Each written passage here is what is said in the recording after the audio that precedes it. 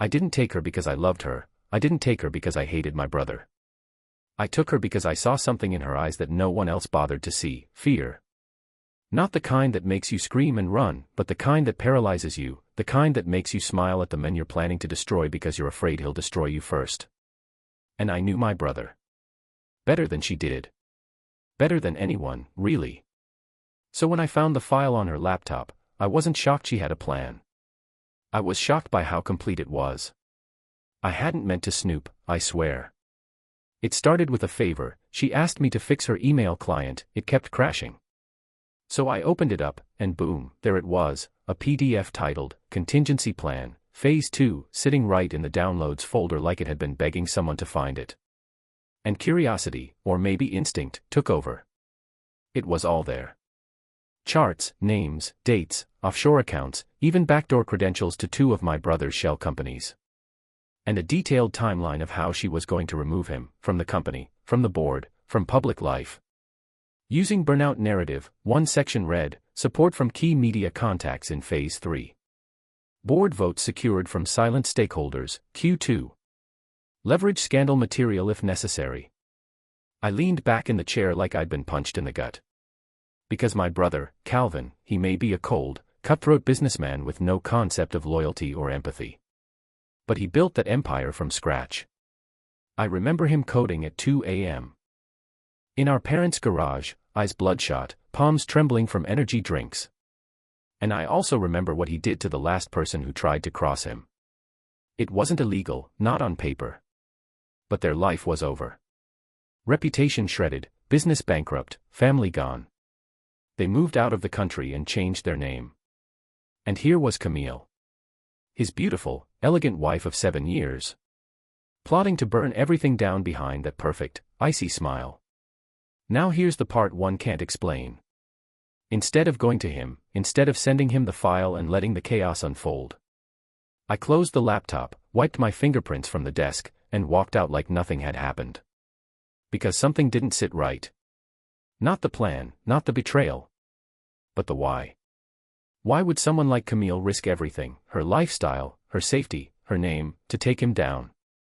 There was something underneath it all that I couldn't shake. And maybe I shouldn't have cared, but I did. Maybe because I knew what it was like to feel like you were trapped in a cage. To smile through something that slowly crushed your soul. To feel like the only way out was to burn the whole house down. So that night, I went to her penthouse when Calvin was in Tokyo for some investor summit.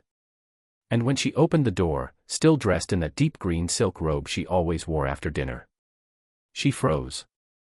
Like she knew why I was there. You found it, she said quietly, no lies, no deflection. Just a slow nod and that same fear in her eyes I'd seen a dozen times before but never understood. Why? I asked, my voice low. Not angry, not accusing, just desperate to understand. She hesitated, like she was trying to decide if I deserved the truth. And then she said something I'll never forget. I'm not trying to destroy him, Jackson. I'm trying to survive him. It was like the air left the room. And for a moment, we both stood there. The brother and the wife. The only 2 people who had ever seen Calvin without the mask. He doesn't beat me, if that's what you're thinking, she said, walking over to pour herself a drink with a hand that trembled just slightly. He doesn't need to, he controls everything else, every move I make, every friend I'm allowed to have, every dress I wear to public events, it's all calculated, Jackson. And now that I'm older and not the same trophy he married at 25, he's grooming someone else, a girl from marketing, barely legal. I couldn't speak. Because the image of Calvin I had built, the genius, the titan, the cold but brilliant mind, was suddenly real. And real meant monstrous. So why not leave? I asked her finally. She laughed, not because it was funny, but because it was hopeless. I signed away my prenup rights 5 years ago, he said it was for estate planning, I didn't even think twice, she said, her voice cracking. If I leave, I get nothing, no money, no connections, and he'll make sure I can't work again, he will find a way, and I will vanish. And if I stay, I rot slowly and smile through it. That's when I knew. I couldn't let her stay. And I couldn't let him find out what she was planning. Because Camille was right, Calvin didn't need fists to ruin someone. He needed motive and access, and she had just given him both. That night, I didn't sleep. I sat in my apartment pacing until sunrise. Every time I thought of calling Calvin, my hands froze. Because I knew exactly what would happen. He'd thank me, he'd smile, and then he'd erase her, piece by piece. And the world would never know it was him. So I did something unthinkable. Something that I'm still not sure I regret. I made a call to a friend in Lisbon, someone who owed me big. Then I pulled out a burner phone, booked 2 one-way tickets under aliases. And 2 days later, I came back to Camille's door. I looked her straight in the eyes, and I told her the truth. I'm getting you out. But you can't ever come back. Her lips parted, no sound came out, just a look that I think was gratitude, or maybe grief. And she didn't ask questions. She just nodded. And that's how I ended up in the passenger seat of a black SUV at 2 a.m. watching her sleep with her head resting against the window. While I drove us toward the private runway that would take us away from everything. And in that moment, that quiet moment before the chaos I knew would follow, I wondered what kind of man I was becoming. Not a hero, not a thief. But something in between. Something I hadn't yet defined. She didn't say a word until we were in the air. The plane hummed beneath us like a distant heartbeat, private jet cabin quiet except for the occasional clink of ice in her untouched glass of water. She stared out the window like she expected to see Calvin's shadow chasing us across the clouds. And maybe she wasn't wrong to think that. I sat across from her, elbows on my knees, palms sweaty despite the air-conditioned chill. I kept waiting for her to scream, to panic, to ask me if I'd lost my mind. But she didn't. She just sat there like someone who had already said goodbye to everything. You really did it, she whispered after an hour, eyes still on the sky. I didn't answer. Not because I didn't want to. But because I wasn't sure what I had done. I mean, what do you call it when you take someone against their husband's will, sneak her onto a plane using forged IDs, and cross international borders before sunrise? It wasn't kidnapping, she agreed. But it wasn't rescue either. It was something in between. She turned to me slowly, and her eyes weren't cold anymore. They were exhausted. I'm not going to ask you why, she said. Because I think I already know. I met her gaze for the first time since takeoff. And that was the moment it hit me. I didn't know what scared me more. That I had risked everything for a woman who used to be my brother's trophy. Or that I understood her so deeply it felt like I'd been living in her skin this whole time. You're not safe in the States anymore, I said softly. Even if he doesn't find you, his people will, eventually, especially if you leave a trail, so this isn't temporary, Camille. She nodded, like she'd already decided to stop being Camille the second we boarded the plane. What do I tell people? She asked quietly, my friends, my family. I cut her off. You don't. You disappear, for real. New name, new backstory, no social media, no slips, nothing. I expected resistance, denial, a tearful breakdown. But what I got instead was silence. And then a small, broken smile. I've been rehearsing how to vanish for years, Jackson, she said. I just never thought anyone would help me do it. Lisbon was waiting for us with an overcast sky and soft drizzle. We drove in silence through winding cobbled streets to an apartment I had secured months earlier for a completely different reason. Funny how life reroutes your intentions when you least expect it. The place was modest, 2 bedrooms, small balcony, high walls with shuttered windows. Safe, forgettable, and perfect. I watched her walk through it like she was cataloging her new prison.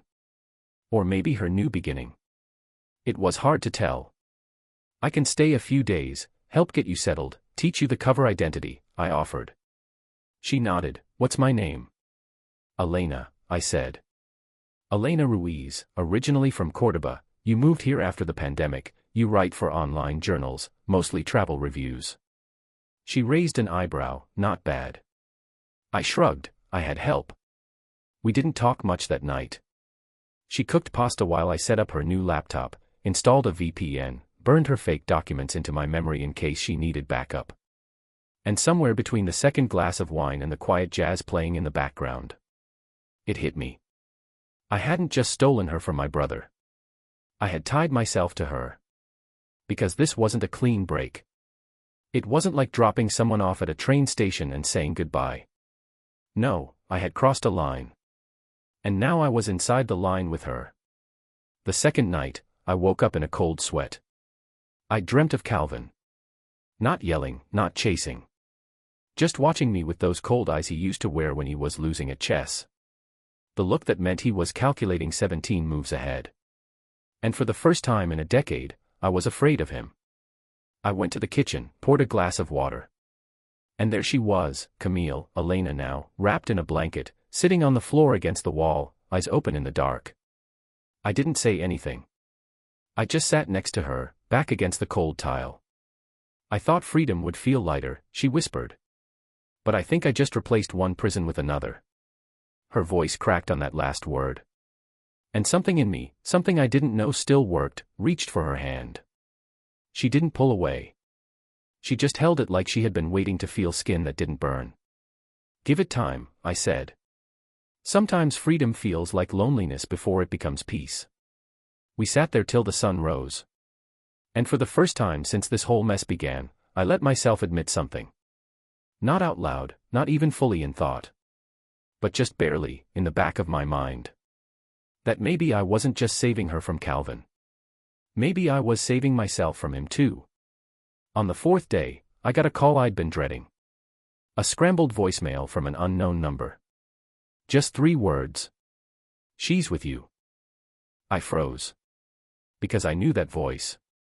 And he didn't say her name. He didn't threaten me. But the message was clear.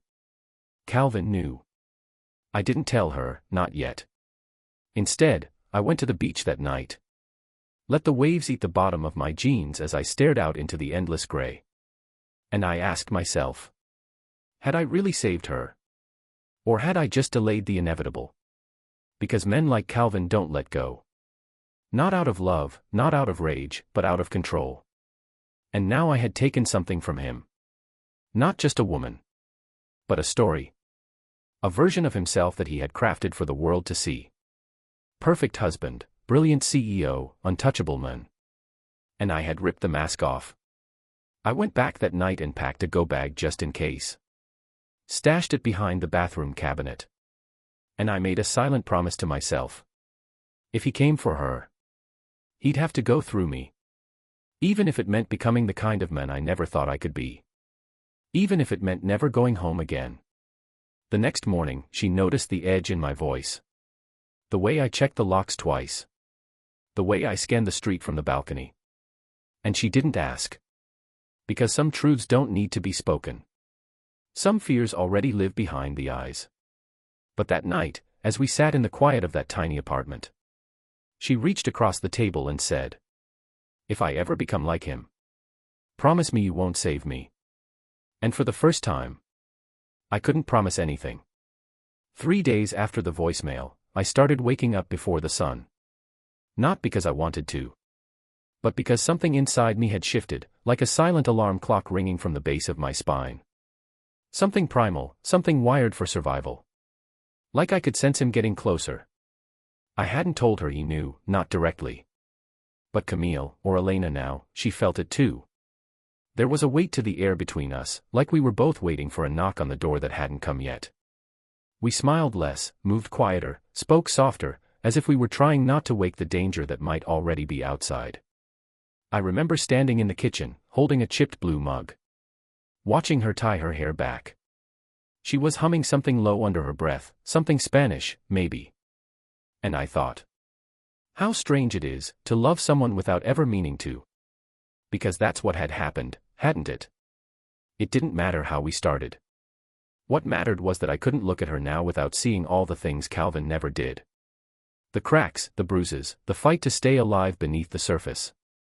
And it broke me in quiet, irreversible ways. You're staring, she said, without looking up. I blinked, swallowed, sorry. She turned slowly, leaning back against the counter, arms folded across her chest. Are you ever going to tell me what you're not saying? There it was, the line in the sand.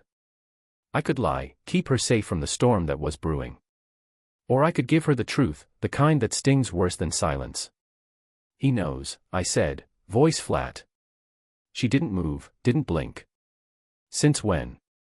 4 days ago, maybe more, I admitted. I got a message. Her jaw clenched, but she didn't explode the way I thought she might. Instead, she just nodded, slowly, like a chess player recognizing a checkmate they should have seen coming. I figured, she said, turning away. And then, after a long pause, what now? That was the part one hadn't figured out. Because running again meant losing everything we'd built, even if it was fragile, even if it wasn't real yet. But staying meant gambling with the life we still had. I don't know, I said honestly. But I'm not leaving you alone. We didn't talk much the rest of the day. She typed quietly in the bedroom, pretending to be Elena Ruiz, travel blogger and cafe critic. And I paced like a ghost, running backup plans through my head like prayer beads. New passports, second identities, ferry schedules to Morocco, cash stashed in the floorboards. I was ready to burn everything down. But part of me kept hoping I wouldn't have to. That night, I watched her sleep from the doorway.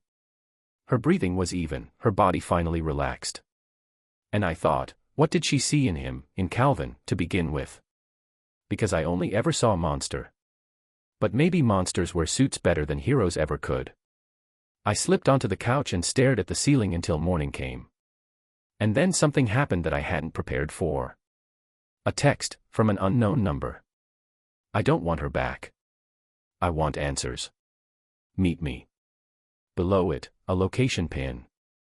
A cafe just outside Lisbon, rural, isolated. Too isolated. I didn't reply. Not yet. Instead, I showed her, holding the phone out like a confession. She stared at the message, then at me. Her voice was barely a whisper. You think it's really him? I nodded. He wants to talk. Alone. Do you believe that? No, I said, but I think I have to go anyway. She grabbed my wrist, hard. No you don't, Jackson, he's playing you. This is what he does, he lures people in with guilt and sentiment and then destroys them. I'm not going to let him destroy you, I said. Her eyes filled with something between fear and fury. You think this is still about me? She asked, voice rising. You think he's not going to bury you just to prove a point? You humiliated him, Jackson. You didn't just steal his wife, you made him vulnerable, and men like him, they don't survive that. They retaliate. I pulled away, slowly. Then maybe I give him a different target, I said. She shook her head in disbelief. You're not a sacrifice, Jackson. No, I whispered, but I'm tired of being a ghost. The next day, I drove to the meeting point. A rundown cafe overlooking the cliffs, wind tearing through the olive trees like warnings. I got there early, sat by the window, watched every car that passed. And then I saw him. Same dark coat, same expensive watch, same eyes that never blinked too long. He walked in like he still owned the world. Sat down across from me without a word. And for a long time, neither of us said anything. Then he spoke, voice smooth as ever. You always were the sentimental one. I didn't flinch. You always were the predator, I replied. He smiled faintly, and you always confuse protection with possession. You drugged her, Calvin, I said through gritted teeth, you isolated her, you gaslit her until she didn't know which way was up, you built a prison, and painted it like a penthouse. He stirred his coffee calmly. And you kidnapped her, he said, stole my wife, my name, my dignity, don't pretend you're the hero here. I'm not, I said, but at least I didn't wear a mask while I broke her. He looked up at that, eyes narrowing just slightly. Where is she? Gone, I lied, and not coming back. Do you think you've saved her? I know I did. He leaned in then, voice like a blade. You know what I hate most, Jackson. Not that you took her. He paused. But that you made her real, for the first time in years, she wasn't mine anymore, she was herself. And then he stood, tossed a bill on the table. Enjoy whatever time you think you've won, he said, because I only needed to know one thing today, and now I do. I didn't breathe until his car disappeared from the parking lot. And then I drove back, hands shaking the whole way. Because I hadn't just lied to him. I had challenged him. When I got back, she was on the balcony, arms wrapped around herself like armor. You went, she said. I nodded. He knows we're still here. I nodded again. She closed her eyes. Then we run. And just like that, everything changed again. Because love can't bloom in fear. And freedom can't survive when shadows grow too long. We packed that night, silently, methodically. No arguments, no tears, just movement. Two souls already burned by the same fire, choosing to walk into another. Together. We left Lisbon before the sun had a chance to rise. The sky was still a murky gray, the kind that makes everything feel like a memory instead of a moment. Camille didn't speak as we drove, and I didn't ask her to. There was something sacred in the silence, like our hearts needed space to grieve the lives we were leaving behind. It wasn't just about escape anymore. It was about disappearing so completely that even our shadows couldn't be traced. She knew it, and so did I. By the time we reached the Spanish border, we were no longer Jackson and Camille. We were Tomas and Elena Ruiz again, two digital nomads headed for southern France.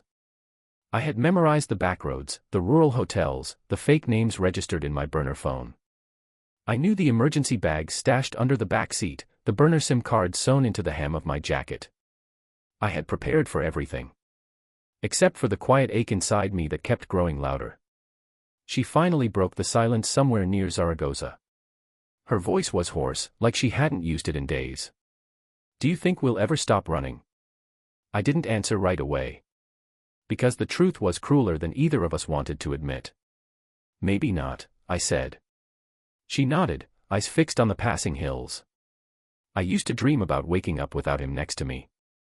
I thought freedom would feel like wind on my face. But now it just feels like waiting for the next knock on the door. I reached over, brushing my fingers against hers on the console. You're not alone anymore. Her lips curled faintly. That's what scares me, she whispered.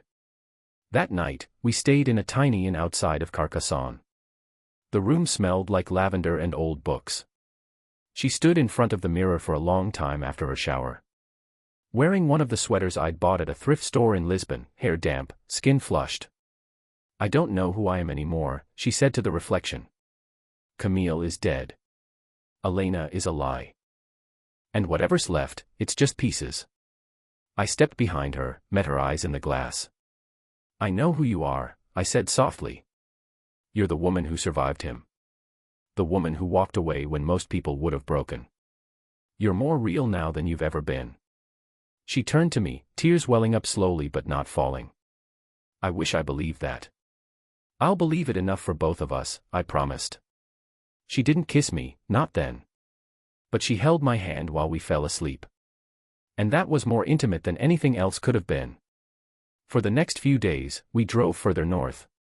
Avoiding highways, checking for tails, staying in places so small they barely had names. I bought train tickets under new identities, just in case. She changed the color of her hair, cut it shorter, sharper.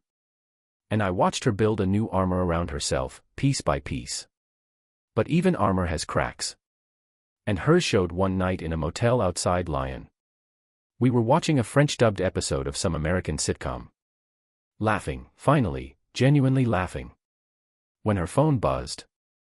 It shouldn't have, we disconnected everything. But somehow he'd found a way. A picture. Of us. From 2 days earlier. Outside a cafe in Toulouse. My blood ran cold. She dropped the phone like it had burned her. I picked it up and stared at the image. Her laughing, coffee in hand. Me, looking at her like she was all that existed. And the message below. You're better at hiding than I expected. But I always find what's mine. She didn't say a word, she just curled up on the bed and wrapped the blanket around her like a cocoon.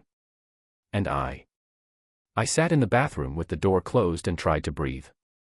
How had he found us? Who had seen us? Was it a camera? A trace? A slip-up in the data trail? I thought I had covered every hole. But I'd missed something, or maybe he was just that good. That night, I didn't sleep. I watched the door, gun resting on the nightstand. And I realized something brutal. I couldn't keep running and keep her safe at the same time. Sooner or later, I'd have to stop. Face him. End it. The next morning, I told her. We need to disappear again, I said. She looked up from the window seat, eyes distant. We've already disappeared, Jackson. Then we need to vanish, I clarified. Go somewhere off the grid, not just hide, bury ourselves. She nodded slowly. Where? I swallowed. There's a man in the Pyrenees. Owes me a favor.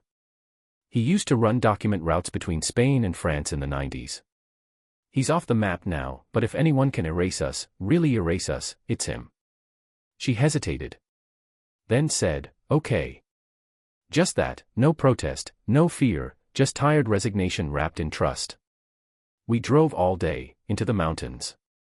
And I could feel the shift, the thinning air, the sense that the world below was falling away. It started snowing before nightfall. Thick, quiet flakes that muffled the world and made it feel like we were already ghosts. We reached his cabin just after midnight. A crooked wooden structure clinging to the side of a mountain. Inside, the fireplace was lit, and the man I remembered as Marcel hadn't aged a day. You always bring trouble, he said, eyeing Camille. I nodded. This one's worth it. He didn't argue. Just poured 2 glasses of something strong and gestured for us to sit. I can help, he said after a long pause. But if I do, you don't come back, you don't call, you don't exist. Camille looked at me, and then at him. Good, she said quietly. That's exactly what we want. That night, as the wind howled outside and the fire crackled low, she curled into my chest and whispered. Do you think he'll ever stop? I pressed my lips to her forehead. I think, if he doesn't find us, eventually he'll turn to something else to destroy. She closed her eyes. Promise me something. Anything. If anything happens to me, don't go back for revenge. Don't lose yourself in trying to hurt him. I hesitated. Then said, only if you promise the same. She smiled softly. Deal. And somewhere, beneath the fear and exhaustion, that felt like love. Not the kind born in sunlight and summer, but the kind forged in fire and flight. The kind you cling to when the world has turned against you. The kind that says, I'll carry you. Even when it's heavy. There's something about waking up in a place that feels like the end of the world. The air thinner, the sounds fewer, the silence almost alive. It makes you start to wonder if the rest of the world ever existed at all.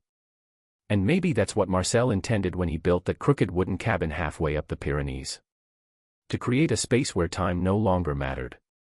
Where no one could find you unless you wanted to be found. We stayed there for 3 days while Marcel worked. Documents, bank transfers, digital ghosts erased and rewritten. He didn't ask questions, not about Camille, not about me, not about the look in my eyes every time I checked the road for headlights. He just did what he always did best. Clean slates, perfect lies. And a future built on the ruins of an impossible past. Camille was quiet during those days. She spent hours sitting by the window, watching the snow drift like feathers across the glass. Sometimes she sketched in an old notebook Marcel gave her. Sometimes she wrote things down and then tore them up and tossed them into the fire. Once, I asked her what she was writing. She looked up at me and said, "Things I need to forget." And I didn't press her, because I understood more than she knew. But just when it started to feel like we might make it. When we could taste the possibility of vanishing for good. The storm came. It was late afternoon. Marcel was out gathering supplies from a village a few hours away. Camille and I were playing chess by the fireplace. She was terrible at it, but she liked how the pieces felt in her hands. I was halfway into explaining how nights moved when I heard it. A low hum in the distance, unnatural, breaking the calm like a blade through soft fabric. I stood up, walked to the window. And that's when I saw it. A drone. Small, dark, hovering just above the trees. Circling, scanning. I froze. Not just because of what it meant. But because I knew who it belonged to. Camille stood beside me seconds later. And the moment her eyes found it, she whispered. "It's him." We didn't waste time. I grabbed the go bag from under the floorboard. Marcel had insisted we keep one packed. 2 passports, burner phones, cash, clothes. We were ready. But the drone meant something worse. It meant someone had already found the location. Which meant Marcel was either compromised or dead. I didn't let myself think about which. Camille moved quickly, quietly, no panic in her steps. She was used to fear by now. But this was different. This was the kind of fear that has a name and a face. We left through the back door, into the woods. Snow up to our knees, breath misting like smoke. The car was parked half a mile down the slope. If we could reach it, we could head west, cross into Spain by foot if we had to. But every crunch of snow beneath our boots felt too loud, too exposed. Like the whole mountain was listening. Halfway down the slope, I felt it. The low hum again. This time closer. Camille looked back, and that's when we heard the crack. A shot, sharp, whistling past us and tearing into a tree trunk not 10 feet away. I threw her down, shielded her with my body, heart pounding like a war drum. "Run," I hissed. "No," she whispered. "Camille. I'm not leaving you," she snapped. But the drone was already overhead now. And I saw the glint of something metallic in the trees ahead. A figure. Dressed in black, tactical. One of his men, no doubt. Not police, they wouldn't shoot like that, not without a warning. This was a retrieval mission. And retrieval meant by force. I pulled the pistol from my coat and fired a single shot into the snow, not to hit. But to warn. To stall. It worked, briefly. The drone veered back, the figure ducked. And we used that window to bolt. By the time we reached the car, my lungs were on fire. Camille's hand gripped mine so tightly I thought she'd never let go again. I drove like a madman, twisting roads, sharp turns, snow spraying behind us. My only thought. Get out of the mountains. Get invisible. Get her safe. It wasn't until we hit the Spanish border checkpoint that I realized how close we'd come. The drone never followed us down. No sign of the men in black. But that didn't mean we were safe. It meant they had what they needed, our position. And they'd come again. We ditched the car near Lleida and took a freight train south under false names. By the time we reached Valencia, we were strangers to the world again. Camille dyed her hair back to a darker shade. I shaved my beard, changed everything I could about my appearance. But no disguise could hide what we were now. People hunted for what we knew. For what we'd prevented. Because that's what this was about. Camille never wanted the money. She wanted the truth to be free. Proof that her husband was siphoning millions into offshore accounts. Destroying competitors, framing others, burying fraud. He wasn't just a businessman, he was a criminal hiding behind a billion-dollar empire. And she'd discovered it. Buried in files. In things she was never supposed to read. She hadn't wanted revenge, just justice. But she knew her husband. And so did I.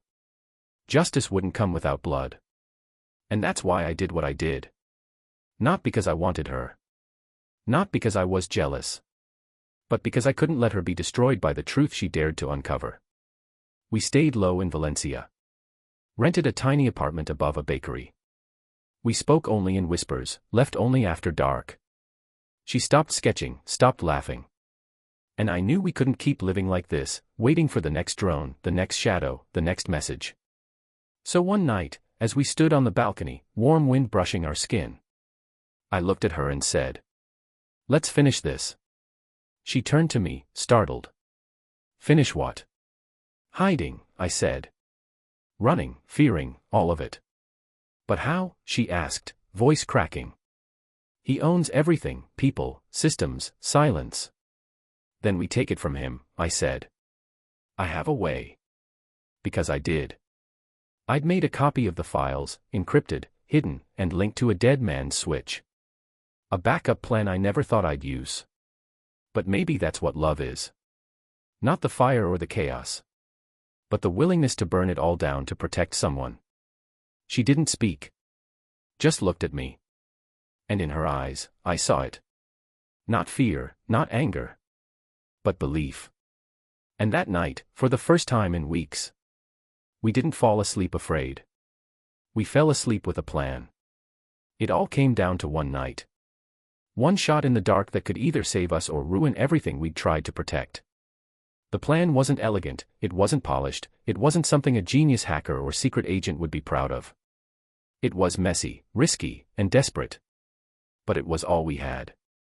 Camille and I sat on the floor of our apartment in Valencia, lit by nothing but the amber glow of the street lamp through the window.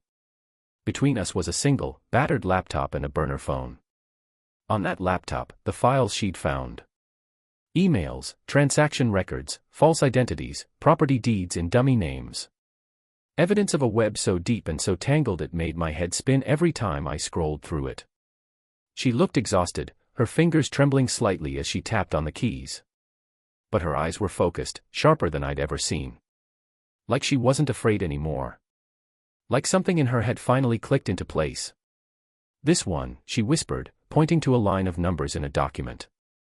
"It's an internal transfer, disguised as vendor payments, but if we trace the timing, the fake vendors match shell companies that only exist on paper, all connected to Gabriel's private attorney." I nodded, even though I barely understood half of it. Camille had worked in the core of Gabriel's empire, she knew how he thought, how he buried things beneath layers of clean lies. But she also knew how to unravel him, thread by thread. We decided to go public. Not in the tabloids or flashy headlines, but to someone who still remembered what journalism was supposed to mean. Her name was Marla Reyes. An investigative reporter based in Geneva, with a reputation for exposing financial corruption. She'd gone dark a few years ago after being nearly killed following a story on arms trafficking. But Camille had her number, one she'd kept hidden even from Gabriel. A number she'd once promised never to call unless it was a matter of life and death. So we called. And she answered. "Camille," the voice came through, older than I expected, worn but clear. "Is it time?" That was all she said, and Camille nodded before replying softly. "Yes." They spoke for hours that night. Encrypted calls, digital handshakes, burner cloud links. And when Camille finally closed the laptop, there was a look in her eyes I hadn't seen since before this nightmare began. "Hope. Marla will take it from here," she said, leaning back against the wall. She said once the files are verified, she'll publish them under a protected international platform, one that can't be blocked or bribed. It should have felt like relief. But all I felt was the quiet before a storm. Because Gabriel would feel the blow the second it hit. And when he did, he'd come for us. Still, there was no turning back now. The fuse was lit. We didn't sleep that night. Just sat beside each other, too wired, too haunted. At some point, she took my hand and said, "You know he won't stop until he finds me." "I know," I whispered. "But by then, the world will know too, and he won't be able to touch you the same way." She was quiet for a moment. Then she said something that broke me a little. "You saved me, Eli, even when I didn't think I was worth saving." I didn't know what to say to that. So I just held her hand tighter and hoped she could feel how much I meant it. How much I'd never let anyone hurt her again. The files went live 2 days later. We saw it first on a secure feed, headlines flooding in from independent platforms. Billionaire Gabriel Norel tied to international fraud scheme. Shell companies, hidden assets, and the collapse of a financial empire. Exclusive, leaked documents reveal decade-long web of corruption. And with it, the video. Camille, seated in a plain room, facing the camera with calm and courage.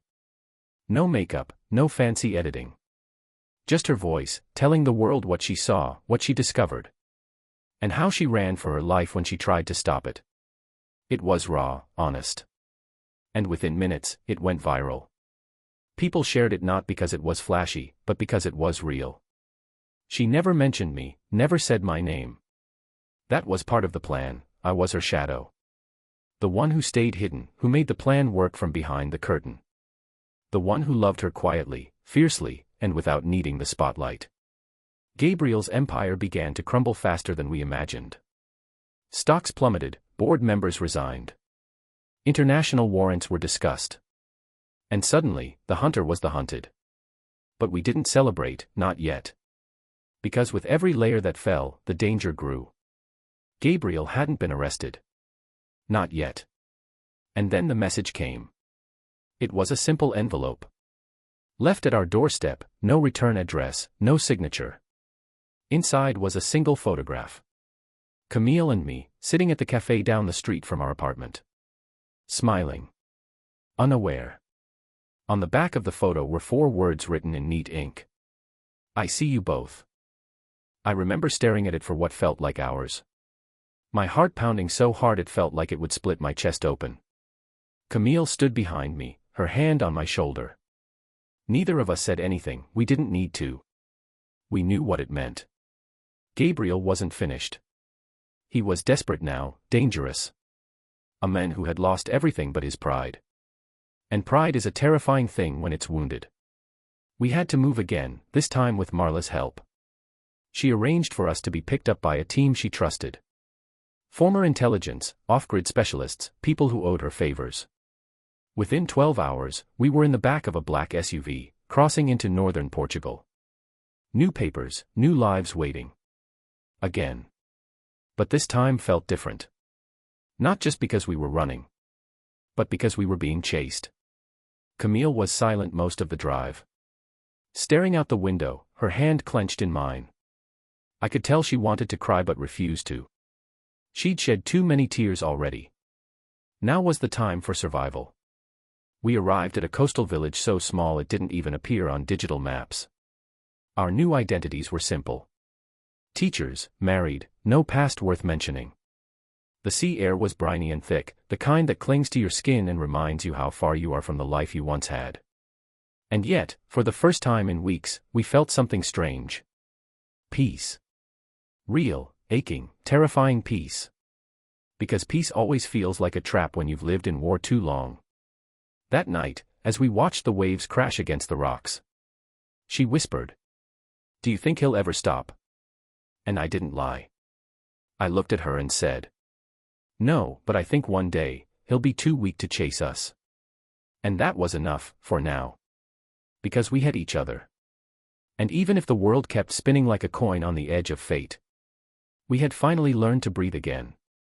It's strange how silence can become a sound all its own. In that quiet little house on the Portuguese coast, surrounded by crumbling cliffs and moody skies, silence followed us like an old friend. Not the silence of fear, like we'd known before. But the silence of after. After the fire, after the fall, after the world we once knew had turned to ash. A month had passed since Marla released the report. A month since Gabriel's name lit up the global news cycle like a scandalous bonfire. And though the headlines had slowly begun to fade, the consequences hadn't. His assets were frozen in 6 countries. Interpol had issued a red notice. The U.S. was building a federal case. But somehow, he still hadn't been caught. That part gnawed at me. Like a wolf just beyond the edge of the woods. Waiting. Watching. Still, we woke up every morning and made coffee like it mattered. We watched the ocean like it would give us answers. And sometimes, we even laughed, small laughs, brittle at first. But they became real eventually. Camille was different now. Not broken, no. She had shed something heavy and dark. She was learning who she was outside of his shadow, outside the money, the lies, the power. And in that slow unfolding, I saw her for who she truly was. Not the woman Gabriel married. Not the trophy wife or the brilliant strategist. But a survivor. A woman who'd chosen truth over comfort. Who'd chosen freedom, even if it came wrapped in fire. One evening, while we were sitting on the rocks watching the tide roll in, she turned to me suddenly and asked, "Do you ever wonder if we did the right thing?" The question hung there between us. Heavy, necessary. I thought about it. About the cost, the destruction, the lives turned upside down. But then I thought about the girl I found locked in a golden cage. The woman who'd been planning to expose her husband alone before I ever stepped in. And I nodded slowly. "I do wonder, but I'd still do it all again," I said quietly. "Even if it means we can't ever go home." She smiled then. Not a happy smile. But one filled with peace. "I wouldn't want to," she whispered.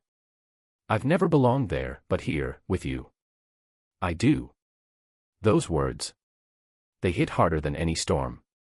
Because they were true. We had stopped running from Gabriel. We had started building something instead. Something of our own, even if it was fragile. And then, one morning, everything shifted again. I was walking back from the village bakery when I saw the car. Black, tinted windows, parked just a little too far from the rest. My gut clenched. I didn't even go inside. I sprinted to the back door, grabbed Camille, and we ran. Not because we were certain, but because we'd learned to listen when the world whispered. We made it to the cliffs, the far end of the trail where the rocks curved like broken teeth over the sea. And there, we waited, breathless, watching. The car didn't move. But a man stepped out. He didn't look like Gabriel's usual people. Too clean, too plain. He wore a dark coat and sunglasses, and he held something in his hand, a manila envelope. He didn't chase us. Didn't yell or even approach. He just walked slowly to the edge of the trail, placed the envelope under a stone, and left. We waited 2 hours before we dared to go near it. Camille picked it up, her hands shaking slightly. Inside, photographs, documents, and a single note. I've lost everything. Keep her. I won't look for her again. Gee. I stared at the words until they blurred. He was letting go. Not out of kindness, but because it was over. His empire had collapsed. His name had become a curse. And Camille. She was the last thing he could never control again. She folded the note without a word, walked to the edge of the cliff, and let the wind take it. Watched it spin like a broken feather before it vanished into the ocean. That night, we didn't talk about it. We just held each other close. And for the first time, we allowed ourselves to dream. About staying. About building a life that didn't begin with running. About the future. We adopted new names, something simple, something ours. We got jobs in the village. She taught English to local kids.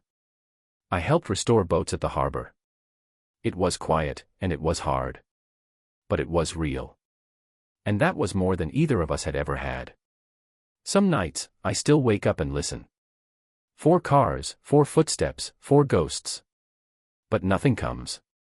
Just the wind and her breathing beside me, steady and calm. Camille started writing again. Not emails or strategy memos. But stories. About women who disappear and reappear stronger than before. About shadows and second chances. She told me she wanted to publish someday. Under a fake name, of course. But I knew the truth behind every word. And I loved her more for every one of them. As for me, I still carry the weight of what I did. Kidnapping her, even if it was to save her. Even if she forgave me.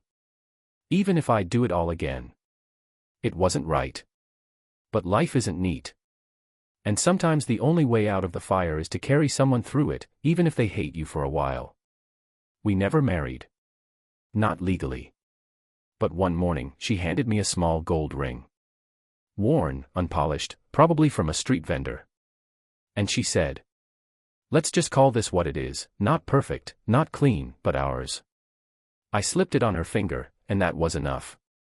Now, when people ask where we came from, we smile and say, far away. And when they ask where we're going, we say, right here. Because we're not running anymore. We're living. Finally, fully. And that's the real ending. Not in courtrooms or headlines. But in the quiet miracle of freedom. Of finding home in someone who saw you at your most broken and stayed anyway. This is the story I never thought I'd tell. The story of the woman I took, and the life we built when the world forgot our names. I don't know what happens next. But I do know this. Love isn't always clean. But when it's real, it saves you anyway. Even if it begins in the dark.